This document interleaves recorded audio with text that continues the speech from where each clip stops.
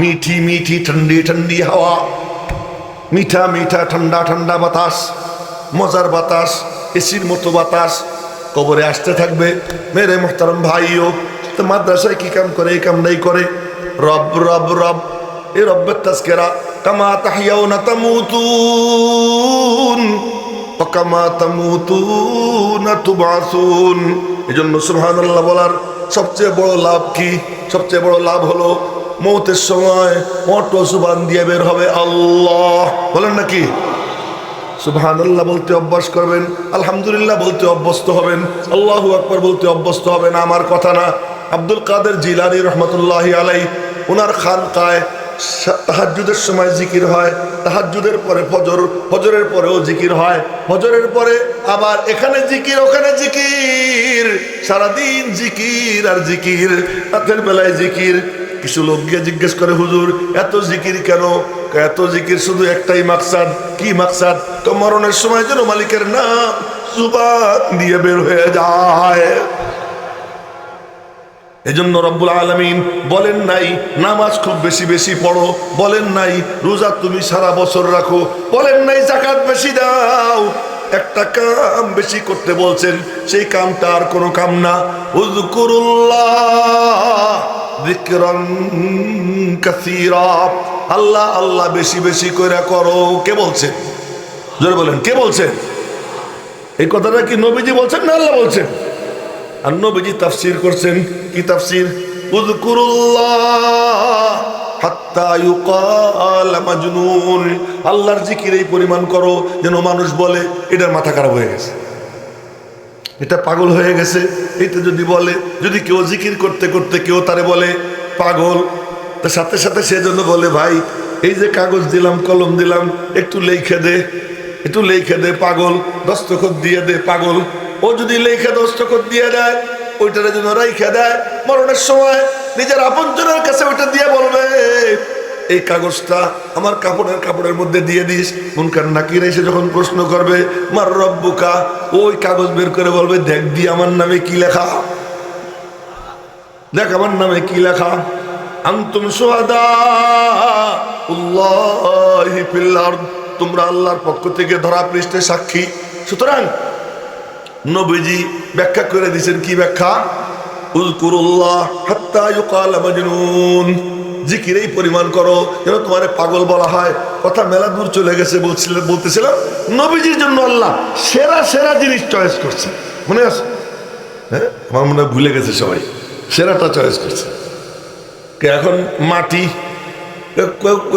খানায় কাবার নিচের মাটি আল্লাহ কয় ওখান থেকে উঠেই নিয়ে নবীর কাছে পৌঁছে দে, যেখানে আমার নবী শুবে ওখানে পৌঁছে দে। ওখানে পৌঁছে দিছে ফেরেশতারা। আল্লাহ কয় আর একটু সুন্দর হওয়ার দরকার। কি?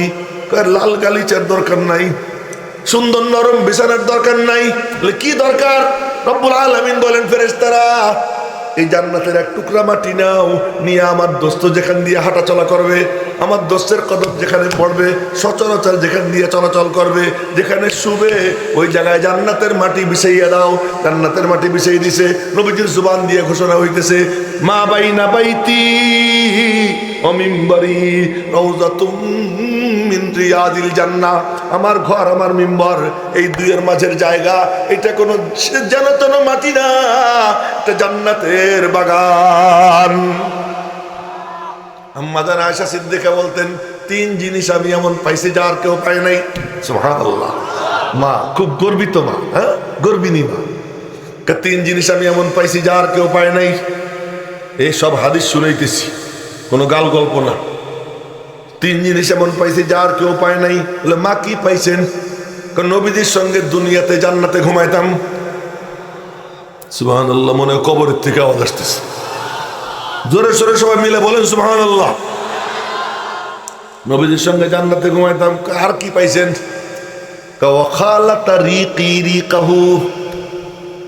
ইন্তেকালের আগে আমার থুতু নবীজির থুতুর সঙ্গে মিশছে। কেমনে? নবীজি আমার বুকে, এর মধ্যে আমার ভাই আব্দুর রহমান মিসওয়াক হাতে দাঁড়াইয়া নবীজি করুণ চোখে মিসওয়াকের দিকে তাকায়। বুখারী শরীফের হাদিস শুনাই দিছি। নবীজির চোখ মিসওয়াকের দিকে যায়। আমি বললাম, মিসওয়াক করবেন নি? নবীজি ইশারায় বললেন হ্যাঁ। আমি বললাম ভাইয়া মিসওয়াকটা দাও। মিসওয়াক নিলাম, বললাম উলাইয়িনুহু লাকা, মিসওয়াকটা আপনার জন্য নরম করে দেই। নবীজি বললেন দাও। আমি চাবাইয়া চাবাইয়া নরম করে দিলাম, নরম করে নবীজির হাতে দিলাম। হাতে দেওয়ার পরে নবীজি ফাস্তাকা কাহসানি মা ইয়াস্তাকু আও কামা ক্বালাত আয়েশা, নবীজি বলেন আমার জীবনে এত সুন্দর মিসওয়াক নবীজিকে আর কোনোদিন করতে দেখিনি। ওই সময় যত সুন্দর করে মিসওয়াক করেছেন, মুহাদ্দিসিনে কেরাম বলেন, বুজুর্গানে দ্বীন বলেন, যার মিসওয়াকের অভ্যাস থাকবে নিয়মিত, আল্লাহ পাক তাকে মওতের সময় কালিমা নসিব করে দিবে। ওই যে আমি নরম করে দিছি, আমার থুতু মিসওয়াকের সঙ্গে লাগছে, আর ওই মিসওয়াক দিয়ে নবীজি মিসওয়াক করছেন। ওয়াখালা তারিকি রিকাহু, যে আমার থুতু নবীজির থুতুর সঙ্গে মিশছে। 3 নম্বর কওয়ামাতা বাইনা যাকিনাতি বাইনা হাকিনাতি ওয়া যাকিনাতি, আমার সিনা আমার থুতনি এই দুয়ের মাঝে মাথা রাইখা নবীজির ইন্তেকাল হয়েছে। এই 3 জিনিস আমি পাইছি, আর কেউ পায় নাই। মা আর একটা কয় নাই, ওইটাও তো কইতে পারতো, কি আমার বিয়ার ঘটকালিটাও আল্লাহ করছে, আর কারো বিয়ার ঘটকালি আল্লাহ করে নাই, এটাও মা বলতে পারতো। তার কারণ এটাও বুখারী শরীফের হাদিসে আছে। আম্মাজান আয়েশা সিদ্দিকার বিয়ার ঘটককে জোরে কয় না কে? এইটা তো তুই বুড়ো গেলে কি করবি? বুড়ো গেলে তো তুই মানে মরেই যাবি, তো তাজা হওয়া।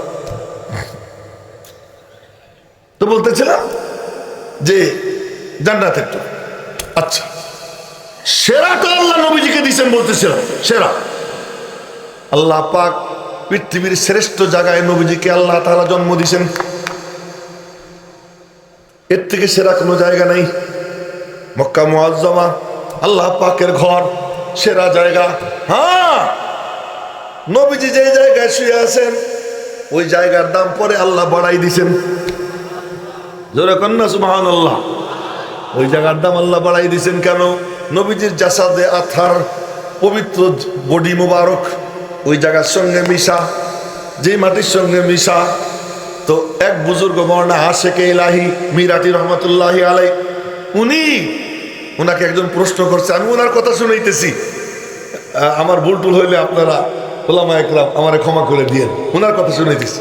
ওনাকে জিজ্ঞেস করছে যে রওজা পাক উত্তম না কাবা শরীফ উত্তম? উনি বলছেন काबा तो बहरहाल काबा है, किबला है, मगर यहाँ जो सोए हुए है वो तो काबे का काबा है, किबला का किबला है। काबा तो बहरहाल काबा, किंतु एखाने जिनि शुए आছেন उनी तो काबार ও काबा, उनी तो अल्लाह पाकेर सबचेয়ে महबूब, আল্লাহর পরে যিনি সেরা, কাবাতুল্লাহর থেকেও সেরা জনাবে মুহাম্মদুর রাসূলুল্লাহ সাল্লাল্লাহু আলাইহি ওয়াসাল্লাম। কেন? কাবাতুল্লাহ আল্লাহর মখলুক, আরশে আযীম আল্লাহ পাকের মখলুক। তো আল্লাহ পাকের মখলুক, মখলুকের মধ্যে সেরা আমার নবীজি। কোরআনে কারীম মখলুক না, কোরআনে কারীম কি না? আল্লাহর মখলুক না। এই জন্য আসল কথা বলার জন্য এত লম্বা কথা টানছি। আল্লাহ সেরাটা নবীজিরে দিয়েছেন, সেরাটা শেষ পর্যন্ত আল্লাহর ভান্ডারের সবচেয়ে সেরা যে জিনিস, ওই জিনিস আল্লাহ নবীজিকে দান করেছেন, তার নাম হলো কোরআন। জোরে কন্যা আল্লাহু আকবার। বুড়া, জওয়ান, মধ্যবয়সী, পিচ্ছি, আলেম, গায়রে আলেম, সবাই মিলে জোরে সোরে একবার বলেন আল্লাহু আকবার। সবচেয়ে সেরাটা হলো কোরআন। এর থেকে দামি জিনিস থাকলে আল্লাহ নবীজিকে দিতেন। জমিনে থাকতে যাকে আল্লাহ জান্নাতের মাটি দেয়, মায়ের পেটে থাকতে যার নাভিতে আল্লাহ কাবাতুল্লাহর মাটি মিশাই দেয়। ও বলছিলাম 3 জনের বন্ধুত্ব, এটা তো রয়ে গেল কথাটা, ওটা তো কয়ে ফেলতে হয়। ওই একই জায়গার মাটি হযরত আবু বকর সিদ্দিকের নাভিতে লাগাই দেওয়া হয় 2 বছর পরে। কয় বছর পরে? নবীজির থেকে আবু বকর 2 বছরের ছোট ছিল। হ্যাঁ, এই লাল চাদরওয়ালা তোমার পাশের জন ঘুমায়, তুমি দেও না? ওটা মূর্খ। রাত বাজে মাত্র 9:15 হলো, বাজে নাই, ঘুমায়। তুই বেটা রাত 11টায় কি করবি? হ্যাঁ, মাটি 2 বছর পরে আবু বকরের নাভিতে লাগাই দিয়েছে। ওই একই মাটি নবীজির 12 বছর পরে হযরত ওমরের নাভিতে লাগাই দিয়েছে। এই জন্য 3 বন্ধু এক কবরে শুয়ে দিয়েছে। এ মোটু, তুই যে মোবাইল দেখিস আমি কিন্তু দেখছি আরো 2-3 বার। হ্যাঁ, মোবাইল আর দেখবি না, এখন পকেটে রাখ।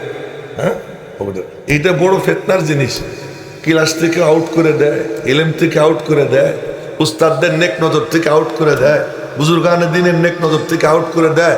এমনকি বউ, সেও মোবাইল দেখে ওইদিকে শুইয়া, স্বামীও মোবাইল দেখে এইদিকে শুইয়া, 2 জন 2 দিকে মোবাইল নিয়ে ব্যস্ত, তার শেষ। এই সাংঘাতিক খারাপ জিনিস। এই ওয়াদের সময় মোবাইল ধরে পকেটে রাখ আর ধরো না।